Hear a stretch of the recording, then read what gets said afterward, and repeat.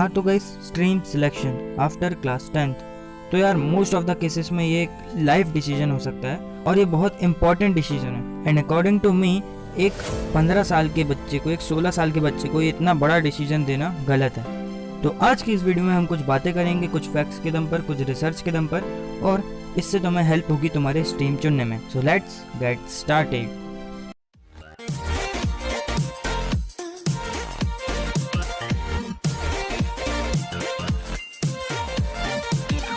हाँ तो वैसे एकदम सीधी सच्ची बात करेंगे आज, कुछ ज़्यादा घुमावदार बातें नहीं करेंगे, एकदम टू द पॉइंट रहेंगे।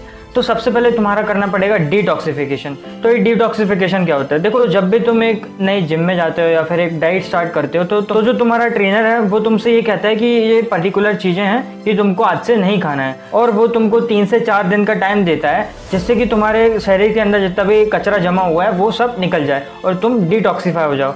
सो लाइक दैट ओनली तुम्हारा दिमाग का डिटॉक्सिफिकेशन करना पड़ेगा। तो ये डिटॉक्सिफिकेशन है तुम्हारे परसेप्शंस का, तुम्हारे पॉइंट ऑफ व्यू का।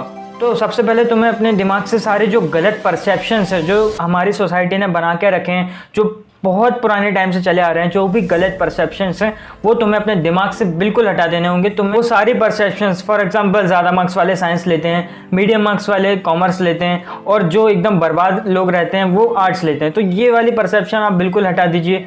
और भी कई सारी चीज़ें हैं जो लोग बाग मानते हैं कि साइंस बहुत मुश्किल होती है या फिर कॉमर्स तो बहुत ही आसान होती है, और यदि आईआईटी नहीं हुई तो हमारी ज़िंदगी बर्बाद हो जाएगी, और यदि हमने इंजीनियरिंग या फिर डॉक्टर में से कोई एक फील्ड नहीं चुनी तो फिर हम पूरी लाइफ बर्बाद रहेंगे। तो ये जो सारी चीज़ें अपने दिमाग से निकाल के फेंक दो, क्योंकि इस वीडियो में उनकी बिल्कुल ज़रूरत नहीं है। हाँ, तो अब आते हैं हमारे मेन पॉइंट पे। तो देखो, स्ट्रीम सेलेक्ट करने के लिए वैसे तो तुम्हें क्लियर होना चाहिए कि तुम्हें आगे जाके क्या करना है, तुम्हें आगे जाके करना क्या है, तुम्हारा गोल क्या है आगे जाके, और उस गोल तक पहुंचने के लिए तुम किस स्ट्रीम से सबसे ज़्यादा आसान रास्ता है वो स्ट्रीम तुम चुनोगे। जैसे कि तुम्हें यदि यूपीएससी का एग्ज़ाम लिखना है तो तुम आर्ट्स के थ्रू जा सकते हो, क्योंकि यदि तुम आर्ट्स लोगे तो तुम्हें यूपीएससी के लिए पढ़ने के लिए थोड़ा ज़्यादा टाइम मिल पाएगा। यदि तुम कॉमर्स या फिर साइंस लोगे तो तुम्हें बहुत कम टाइम मिल पाएगा यूपीएससी की तैयारी करने के लिए, और उसके बाद फिर ड्रॉप आउट लेके तुम्हें और ज़्यादा तैयारी करनी पड़ेगी यदि तुम साइंस और कॉमर्स लेते हो। पर यदि तुम आर्ट्स लेके यूपीएससी की तैयारी करते हो तो तुम आर्ट्स में पढ़ रहे हो, हिस्ट्री, ज्योग्राफी, सिविक्स वगैरह, वो भी तुम्हारा कुछ ना कुछ यूज़ हो जाएगा, और उसके साथ उसमें कम टाइम देकर तुम ज़्यादा टाइम यूपीएससी के एग्ज़ाम के लिए दे सकते हो। और भी कई चीज़ें हैं, जैसे कि यदि तुम्हें साइंटिस्ट बनना है, रिसर्चर बनना है तो तुम पीसीएम लोगे, यदि तुम्हें डॉक्टर बनना है या फिर एक फिजिसिस्ट बनना है तो तुम पीसीबी लोगे, और यदि तुम्हें सीए बनना है तो तुम कॉमर्स के थ्रू जाओगे। यार किसी भैया दीदी, तुम्हारे रिश्तेदार, तुम्हारे पड़ोसी, तुम्हारे दादा दादी ने जो स्ट्रीम ली थी उसको देख करके तुम कोई स्ट्रीम मत चुनना, क्योंकि तुम्हारे लिए एक सुसाइडल डिसीजन हो सकता है। और यार देखो, ये डिसीजन तो बड़ा है, ये कोई आसान डिसीजन तो नहीं है। तो यार उसको थोड़ा टाइम दो, थोड़ा आसानी से, थोड़ा सोच समझ कर डिसीजन लो, और जल्दीबाजी बिल्कुल मत करो। तो अब पॉइंट ये आता है कि हमारे पास ऑप्शंस क्या हैं करियर के, यदि हम कोई पर्टिकुलर स्ट्रीम सेलेक्ट करते हैं हमारे आगे के फ्यूचर के लिए। तो देखो, इसकी लिस्ट तो बहुत लंबी है, और कुछ जो पॉपुलर स्ट्रीम्स है तुमको भी स्क्रीन पर दिख रही हैं, इनमें से तुम डिसाइड कर सकते हो या फिर तुम ये आइडिया ले सकते हो कि किस स्ट्रीम में कितनी ज़्यादा अपॉर्चुनिटीज़ हैं, किस किस फील्ड में। और देखो, तुम्हें स्क्रीन पर एक कॉमन चीज़ जरूर दिख रही होगी कि टीचिंग का करियर तुम किसी भी स्ट्रीम्स में से बना सकते हो। तुम्हें बस वो सब्जेक्ट परस्यू करना है, उसमें अपनी महारत हासिल करनी है, उसमें अपनी पकड़ बनाओ और आगे जाकर बच्चों को पढ़ाओ, जो कि आगे हमारे फ्यूचर हैं। और यार देखो, मैं ये नहीं कह रहा कि तुम वो 250 साल पुराने तरीके से पढ़ाओ, तुम्हें कुछ नया सीखना पड़ेगा, तुम्हें कुछ मॉडर्न तरीके से पढ़ाना पड़ेगा, जिससे कि बच्चों को अच्छे से समझ आए और जिससे तुम्हारी डिमांड बढ़े। अब देखो, तुमने इतने सारे ऑप्शंस तो देख लिए हैं, तो अब तुम्हें करना क्या है कि जो इतने सारे ऑप्शंस हैं ना, इनमें से हर एक ऑप्शन के बारे में, हर एक करियर के बारे में तुम्हें थोड़ी सी रिसर्च करनी है इंटरनेट पे। तो देखो यार, इस वीडियो को बनाने में थोड़ी रिसर्च लगी, तो तुम्हें इन सब टॉपिक के बारे में थोड़ी थोड़ी रिसर्च करनी है, क्योंकि यार यदि मैं एक एक के बारे में बताने बैठ गया ना तो ये वीडियो 1, 2, 3 क्या पता कितने घंटे की बन जाएगी। तो तुम्हें सारे टॉपिक के बारे में थोड़ी थोड़ी रिसर्च करनी है। और एक बहुत इंपॉर्टेंट काम ये है कि कोई भी एक एक टॉपिक, सारे स्ट्रीम्स में से, सारे सब्जेक्ट्स में से कोई भी एक एक टॉपिक तुम YouTube पे सर्च मार के पढ़ सकते हो और उनकी वीडियो देख सकते हो, जिससे कि तुम्हें पता चल जाए, एक आइडिया, एक ब्रीफ आइडिया लग जाए कि हाँ यार ये सब्जेक्ट इंटरेस्टिंग है, या फिर इसमें मुझे मज़ा नहीं आ रहा है, हाँ, या फिर ये चीज़ मेरे लिए बनी है। तो तुम उन डेमो वीडियोज़, और हम कह सकते हैं कि वो जो एक छोटा सा टॉपिक है उससे आइडिया लगा सकते हो कि यार इस सब्जेक्ट में क्या है, और इससे तुम्हें एक ब्रीफ आइडिया इसका भी लग जाएगा कि तुम्हें किस सब्जेक्ट में कितनी ज़्यादा मेहनत करनी पड़ेगी।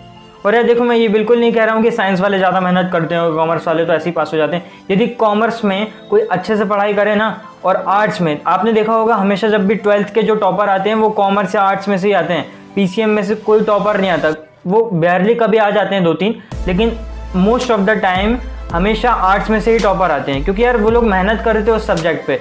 कॉमर्स में जाके वो लोग मेहनत करते हैं। और यार देखो, मेहनत तो तुम्हें सब में करनी पड़ेगी, तुम्हें बैठे बैठे मार्क्स नहीं मिलेंगे। तो यार देखो, ये सब रिसर्च करने के बाद और उसमें उसके टॉपिक के बारे में वीडियो देखने के बाद यूट्यूब पे, तुम्हें जिस भी सब्जेक्ट में, जिस भी स्ट्रीम में इंटरेस्ट आ रहा है उसमें आगे फ्यूचर में तुम्हें क्या क्या करियर अपॉर्चुनिटीज़ मिल सकती हैं उसके बारे में रिसर्च करो। बहुत सारे ऑप्शंस तुम्हारे पास पहले से हैं स्क्रीन पे, और बहुत सारे तुम्हें देखो यार, ये जो लिस्ट है ना ये अनलिमिटेड है। मतलब ये तो मैंने सिर्फ पॉपुलर वंस लिखे हैं, इसके अलावा भी बहुत सारी चीज़ें होती हैं करने की जो तुम इंटरनेट पर जाकर सर्च कर सकते हो। और यार तुमको एक बात का ध्यान रखना है कि तुम किसी भी फील्ड में जाते हो तो तुम्हें उसकी करियर अपॉर्चुनिटीज़ की रिसर्च तो करनी पड़ेगी। उसके बाद उसमें क्या क्या फील्ड्स हैं, हम किस किस फील्ड में जा सकते हैं उसकी रिसर्च करनी है। और उस फील्ड, यदि हमें आगे जाके कुछ समझ नहीं आ रहा है कि हाँ यार ये हमारे लिए नहीं बनी, तो हम उसके थ्रू किस किस चीज़ में, किस किस फील्ड में हम जंप कर सकते हैं, ये भी बहुत मैटर करता है किसी स्ट्रीम को चुनने के लिए। फॉर एग्जांपल, यदि आप पीसीएम लेते हो या फिर पीसीबी लेते हो तो आप बहुत सारी स्ट्रीम में जंप कर सकते हो, बट आप यदि आर्ट्स और कॉमर्स लेते हो तो आप कुछ लिमिटेड चीज़ों में ही जंप कर सकते हो, और मोस्ट ऑफ द टाइम ऐसा नहीं हो पाता। तो तुम्हें इस बात का ध्यान भी रखना है कि तुम क्या क्या चीज़ें एक्सप्लोर कर सकते हो एक पर्टिकुलर स्ट्रीम में। और यार देखो, यहाँ पर मैं तुमको एक स्ट्रॉन्ग एडवाइस देना चाहूँगा कि तुम, एक ऑप्शन होता है PCMB, physics, chemistry, maths and bio. ये सब्जेक्ट यदि तुम परस्यू करना चाहते हो, ये स्ट्रीम यदि तुम परस्यू करना चाहते हो और तुम्हें लगता है कि इस सब्जेक्ट को लेने के बाद हमारी करियर अपॉर्चुनिटीज़ बढ़ जाएंगी, तो यार ये तुम्हारे लिए एक सुसाइडल डिसीजन हो सकता है। यार देखो, एक जो बायो है ना, ये बहुत ज़्यादा वास्ट एक सब्जेक्ट है, और मैथ्स अपने आप में एक बहुत बड़ा सब्जेक्ट है। यदि तुम इन दोनों को साथ में लेके चलोगे तो तुम मैनेज नहीं कर पाओगे, क्योंकि यार बहुत बड़े बड़े सब्जेक्ट है और दोनों में बहुत ज़्यादा मेहनत चाहिए। और यार देखो, मैंने कई भैया दीदी लोग को देखा है जो आगे जाके रिग्रेट फील करते हैं कि यार उन लोगों ने यार PCMB क्यों ले लिया, क्योंकि वो लोग आगे जाके मैनेज नहीं कर पाते और फिर सब मैस्ड अप हो जाता है। फिर उन लोगों का पढ़ाई में ध्यान भी नहीं लगता, और जिस सब्जेक्ट में वो अच्छे थे उसमें भी वो अच्छे नहीं रहते। क्योंकि यार देखो, स्ट्रेस हमें नहीं लेना है, हमें बिल्कुल सीधी सादी पढ़ाई करनी है, बिल्कुल बिना स्ट्रेस लिए एंजॉय करते हुए। तो आई होप तुमको ये सारी चीज़ें समझ आ गई होंगी जो भी मैंने इस वीडियो में अभी तक बोला है। तुम्हें रिसर्च तो खुद ही करनी पड़ेगी, क्योंकि यार मैं नहीं बोल सकता कि तुम यदि तुम्हारे 60% है तो तुम ये ले लो, तुम्हारे 50% है तो तुम ये ले लो, या फिर तुम्हारे बिल्कुल 30% है, 40% है तो तुम ये ले लो। मैं कोई नहीं होता बोलने वाला, और ये तुम्हें जिस चीज़ में इंटरेस्ट है तुम उसमें जाओ। तुम्हें लगता है कि यार मैं इस फील्ड में जाके मैं फोड़ सकता हूँ और मैं इसमें जाके बहुत ज़्यादा सक्सेसफुल हो सकता हूँ आगे जाके लाइफ में, तो तुम्हें फिर वही परस्यू करना चाहिए। और ये लास्ट वाला पोर्शन बिल्कुल भी मत छोड़ना, because this is where the gold is found. पर देखो, फाइनली तुम एक ही बात ध्यान रखो कि लोगों की मत सुनो, तुम्हें खुद क्या करना अच्छा लगता है उस पर ध्यान दो। और हाँ, उन लोगों में पेरेंट्स को शामिल मत करना, because they are the only ones who love you the most. हाँ, तो यार जो सबसे ज़रूरी काम है जो तुमको अभी जाके करना है, सबसे पहले अपने पेरेंट्स के साथ जाके बैठो, उनसे बातचीत करो, कंसल्ट करो, उनसे डिस्कस करो कि यार मुझे इन चीज़ों में इंटरेस्ट है या फिर मुझे ये स्ट्रीम लेना है। और जो तुम्हारे पेरेंट्स हैं ना, वही तुम्हें अपने लाइफ की सबसे सही एडवाइस दे सकते हैं, क्योंकि यार यदि दुनिया में कोई सबसे ज़्यादा तुम्हें चाहता है तो वो तुम्हारे पेरेंट्स ही हैं। वो सबसे ज़्यादा तगड़ी एडवाइस तुमको देंगे।